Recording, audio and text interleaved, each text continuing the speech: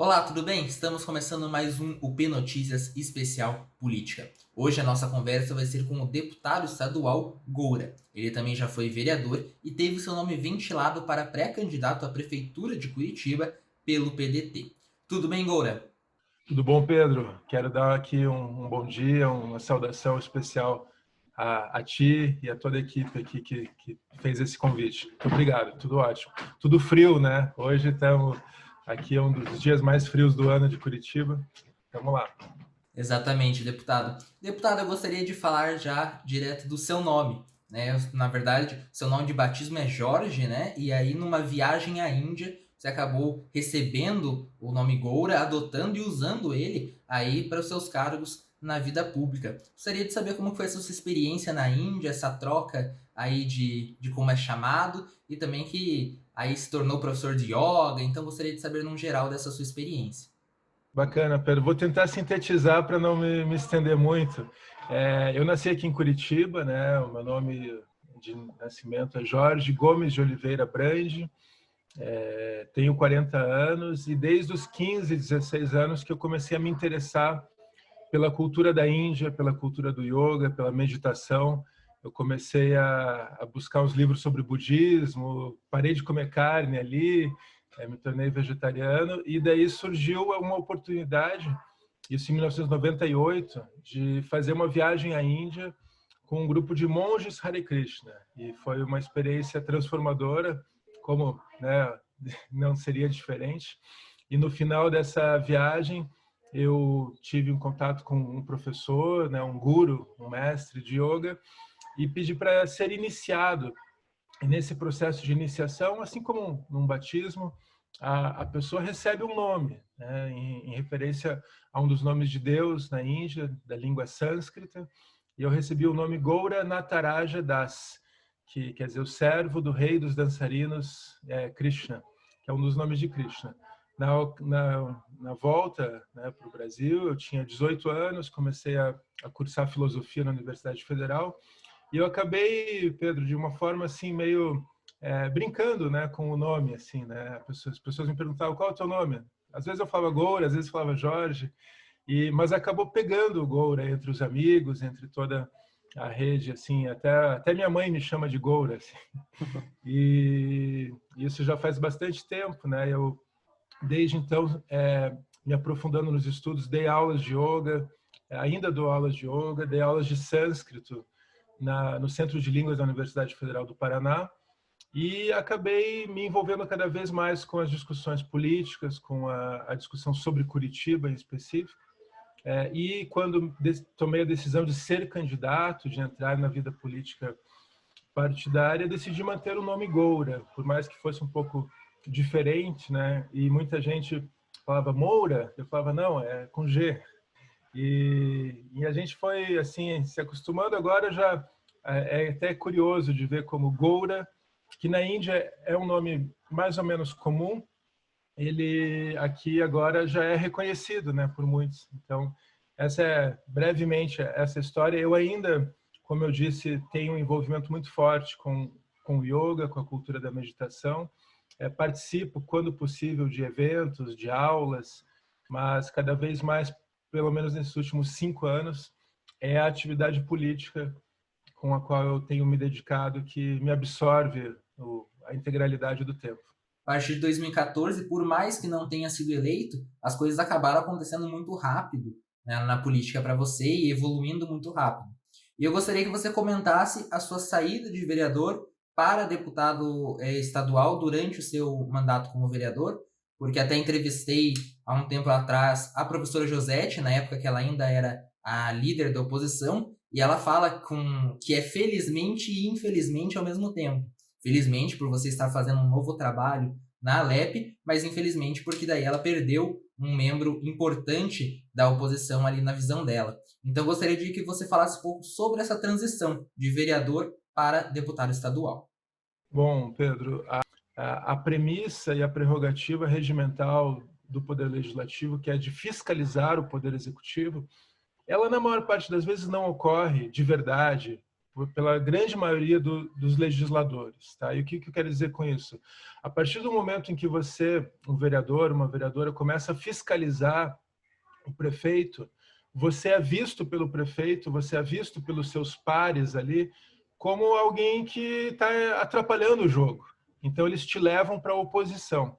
Tá? E, infelizmente, você vê a grande maioria, como eu disse, desses legisladores mais preocupados em se alinhar com o poder estabelecido para ganhar com isso benesses e coisas para si, relativas à sua área de atuação ou outras coisas, e não cumprem esse papel. Então, eu, com a Josete, com o vereador Marcos Vieira, professor Silberto, Noêmia e outros poucos, a gente fazia esse trabalho de fiscalizar, de cobrar, e a oposição na Câmara Municipal, quando eu estava lá, era de 7, 8 vereadores para um conjunto de 38 cadeiras. Né?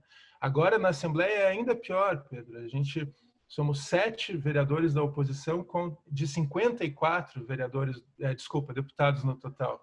Então, você vê que esse desequilíbrio ele é presente.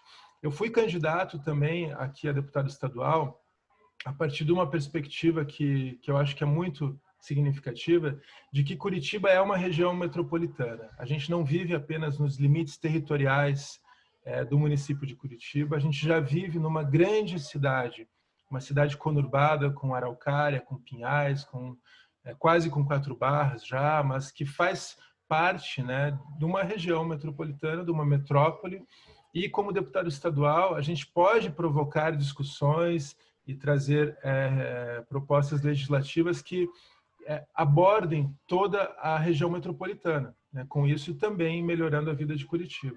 Eu fui felizmente eleito, fui o único vereador de Curitiba que se elegeu deputado.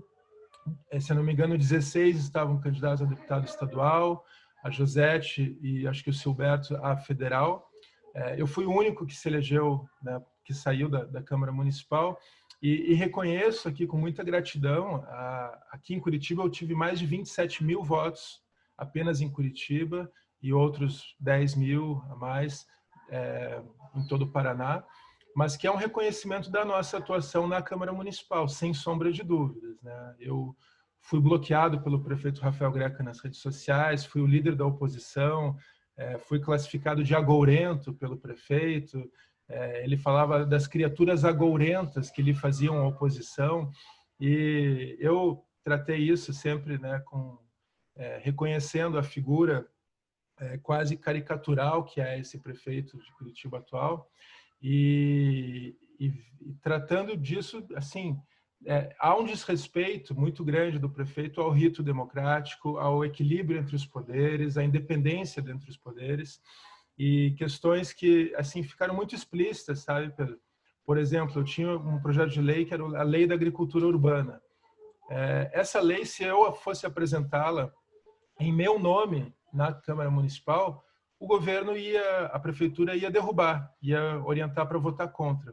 Eu fiz toda uma articulação para que esse projeto de lei importantíssimo fosse apresentado em nome da Comissão de Meio Ambiente, porque se fosse o vereador Goura, o prefeito ia derrubar, só porque era da minha autoria, independente do mérito. Então, você veja como a necessidade da gente arejar, oxigenar de verdade o processo legislativo e político para mudar esse cenário.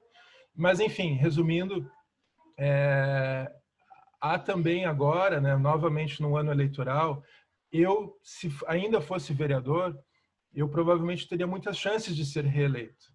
No entanto, né, esse foi um dos motivos pelo qual eu me candidatei, a gente precisa aumentar a bancada, como eu falei, a bancada de pessoas comprometidas com essa independência dos poderes. E não sendo vereador, eu posso ajudar outras candidaturas. Na semana passada eu entrevistei a vereadora Noêmia Rocha e ela também comentou sobre este fato de ser votado na Câmara, além de ser votado no projeto, mas ser votado na pessoa que está propondo aquele projeto de lei. Então chama atenção o fato dos dois terem sido vereadores ali na mesma época, a Noêmia continua como vereadora, e os dois têm essa mesma percepção e essa mesma fala.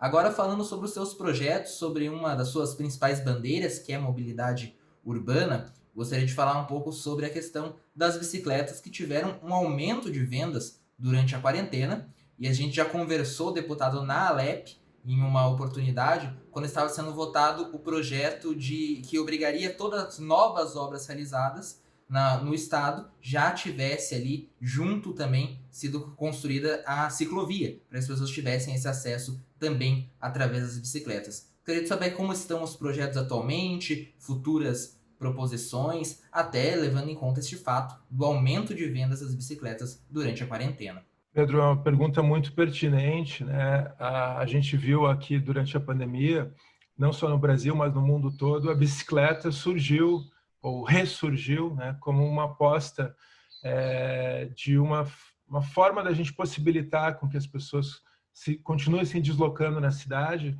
mas evitando aglomerações, e o transporte coletivo é um ponto focal de aglomeração, sem sombra de dúvidas, e as outras questões correlatas que surgiram. Então, a bicicleta ela é uma ferramenta de combate à pandemia, porque a pessoa pode se deslocar mantendo a sua segurança individual, mas a gente viu nos primeiros dias do isolamento aqui em Curitiba e no mundo todo a queda radical, abrupta dos índices de poluição, dos índices de barulho nas cidades, até aqueles vídeos engraçados, né, de animais voltando a frequentar o espaço urbano, né, e aqui em Curitiba ficou muito nítido, o ar estava mais puro, as ruas mais silenciosas. Por quê? Porque tinha menos carros, né? Então, essa ideia de que a cidade pode ser mais amiga da bicicleta, que a cidade pode ter uma rede cicloviária utilitária presente no dia a dia, que conecte toda a cidade, ela ganhou força. A gente viu Milão, que foi um dos epicentros, né, da Covid-19 no norte da Itália, já assim, né, durante ali o pico da doença, falando da importância da bicicleta e queria investir muito nisso. A prefeita reeleita de Paris, a Anne Hidalgo, cada vez mais apostando na bicicleta, restringindo o espaço dos carros na área pública urbana de Paris. A gente viu Nova York, a gente viu Paris, a gente viu Londres, e a gente fez sugestões aqui para Curitiba, para o Paraná, para a criação de ciclovias emergenciais, ciclovias temporárias, conectando áreas de interesse da população. E a gente, infelizmente, Pedro, nada foi feito, né? Nada aqui, não só em Curitiba, nada de muito significativo. Acho que em Belo Horizonte teve alguma coisa que aconteceu ali, mas eu lamento que a gente esteja perdendo essa oportunidade de provocar transformações urbanas, de acelerar transformações urbanas necessárias.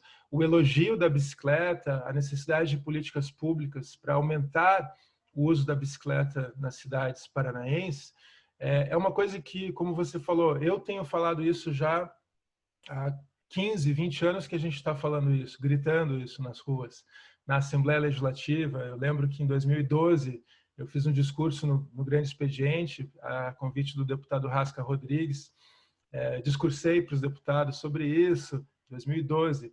E agora eu sou deputado e continuo discursando, a gente continua defendendo. Agora, para a gente encerrar, deputado, eu gostaria de falar das eleições de 2020, as eleições que vão acontecer no final do ano. Foi ventilado aí que poderia ter você como candidato a prefeito, então estava essa disputa, digamos assim, entre você e o Gustavo Fruit. Agora, pelas informações que eu tenho, o Gustavo Fruit já está confirmado como candidato à prefeitura, mas ainda tem um grupo no PDT que sugere e estimula uma entrada sua como vice-prefeito, como candidato a vice-prefeito do Gustavo Fruit. Gostaria de saber se realmente já está confirmado a questão do Gustavo Fruit ser o candidato e se tem a possibilidade de você entrar como vice. Pedro, eu vou só pedir tua licença para corrigir o verbo, porque não foi uma questão de uma disputa. Pelo contrário, assim, o Gustavo é uma pessoa que tem meu total respeito pela sua trajetória política, que eu conheci conheci pessoalmente quando eu era coordenador da Ciclo Iguaçu, Associação de Ciclistas, e o Gustavo era candidato. Isso foi em 2012, candidato a prefeito. Na ocasião, nós, né, o coletivo da Ciclo Iguaçu, procurou todos os candidatos, convidamos eles a pedalarem e assinarem uma carta compromisso. Rafael Greca, Ratinho Júnior, Gustavo Frutti, Luciano Dutti, Bruno Meirinho, a Alzimara, e muitos deles pedalaram conosco, né? E o Gustavo foi um deles. E o Gustavo, sendo eleito, ele começou a implantar as questões que estavam na Carta Compromisso.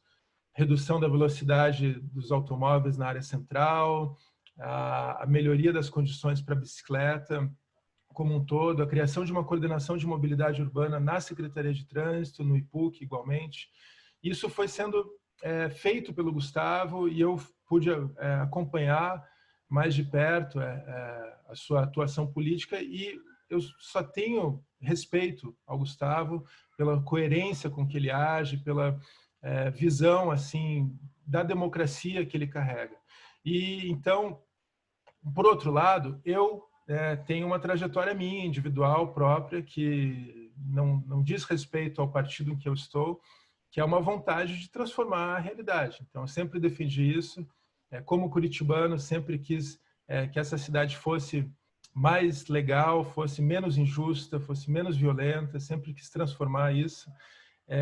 E sempre defendi a necessidade da gente ocupar esses espaços políticos. Então, quando eu saí de vereador, fui eleito deputado, eu quase que imediatamente me coloquei à disposição à Prefeitura de Curitiba. Coloquei o meu nome como pré-candidato, desde logo depois, nesse intuito de a gente entender que o que eu estou fazendo na política não é uma questão da minha vontade individual.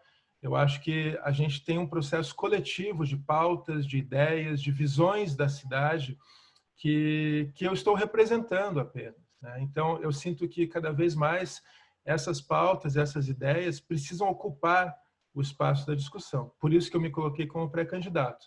Isso sempre foi tratado por mim e pelo Gustavo de forma muito tranquila, muito harmoniosa, mas no decorrer desses meses, né, e chegando agora já numa proximidade das convenções, num debate que está se colocando, a gente decidiu, eu falo, a executiva municipal, a executiva estadual do partido, e eu também expus essa minha inquietação de que a minha presença na Assembleia Legislativa, a minha presença na presidência da Comissão de Meio Ambiente e Ecologia da Alep, e a minha presença como líder do PDT na Alep, como vice-líder da oposição ao governador Ratinho Júnior, ela faz muito mais sentido agora do que eu me candidatar a prefeito.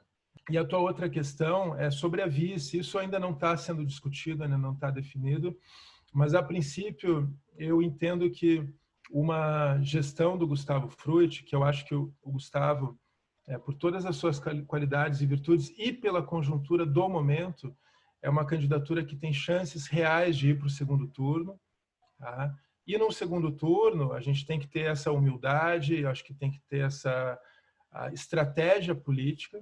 A gente está falando de uma cidade aqui onde você tem 3 candidaturas fortes de um campo de direita, da gente conseguir conversar com esse campo igualmente. Porque se a gente depender apenas dos votos da esquerda, a gente não vai conseguir derrotar o Rafael Greca no segundo turno.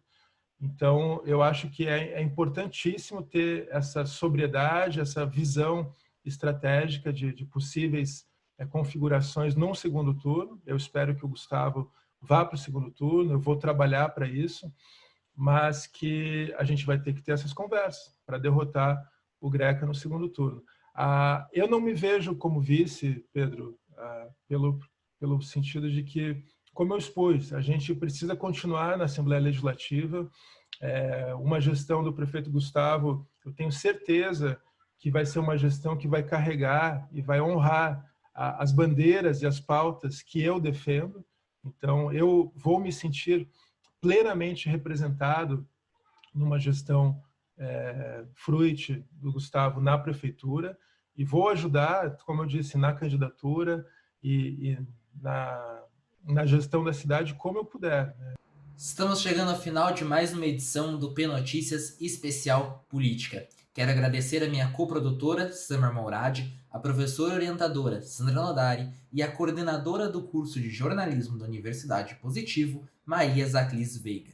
Em especial, quero agradecer ao meu convidado, o deputado estadual Goura. Muito obrigado. Obrigado, Pedro. Obrigado, Samar. Obrigado a toda a coordenação do curso e parabéns. A gente tem que ter esse olhar assim de trazer as discussões da política para mais gente e a valorização do jornalismo como atividade profissional. Quero deixar registrado aqui. Parabéns e obrigado pelo convite. Muito obrigado também a você que nos acompanhou até aqui e até semana que vem.